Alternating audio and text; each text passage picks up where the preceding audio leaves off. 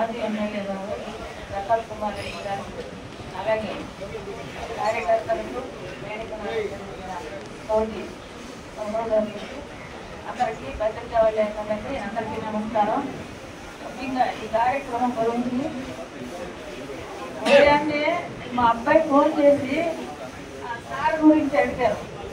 అంటే అడుగుతూ ఉంటారు ఫోన్ చేసినప్పుడల్లా ఎమ్మెల్యే గారు వస్తున్నారా అంటే నేను కూడా మాజీ అని అయితే నా మనసులో లేదు, ఎప్పుడు చెప్పినా ఎమ్మెల్యే గారు అని చెప్తా. ఈరోజు మీటింగ్ ఉంది వెళ్ళాలి పార్టీ ఆఫీస్ అంటే నేను గురించి మమ్మీ అని అడిగాడు. ఇలా జగన్మోహన్ రెడ్డి గారు 17 మెడికల్ కాలేజీలు పెడితే ఈ కూటమి ప్రభుత్వం వచ్చిన తర్వాత అవన్నీ ప్రైవేటీకరణ చేద్దామని చెప్పి ఆ ప్రాసెస్లో కూటమి ప్రభుత్వం ఉంది. కానీ 17 మెడికల్ కాలేజీల్లో కొన్ని అయితే పూర్తయినాయి, కొన్నిట్లయితే క్లాసులు కూడా జరుగుతున్నాయని చెప్పడం జరిగింది.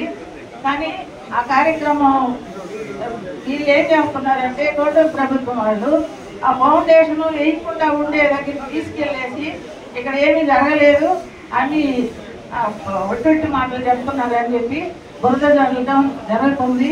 కానీ జగన్మోహన్ రెడ్డి గారు మాత్రం ఇవన్నీ ఈ ప్రైవేట్ పరం చేస్తే మన పేద పిల్లలందరూ చదువుకునేదానికి ఇబ్బంది పడతారని చెప్పేసి మన అందరినీ వైసీపీ కార్యకర్తలందరికీ చెప్పి కోటి సంతకాల సేకరణ కార్యక్రమం ద్వారా అందరూ ప్రజల్లోకి తీసుకెళ్లాలనే ఉద్దేశంతో ఈ కార్యక్రమం మొదలు పెట్టడం జరిగింది.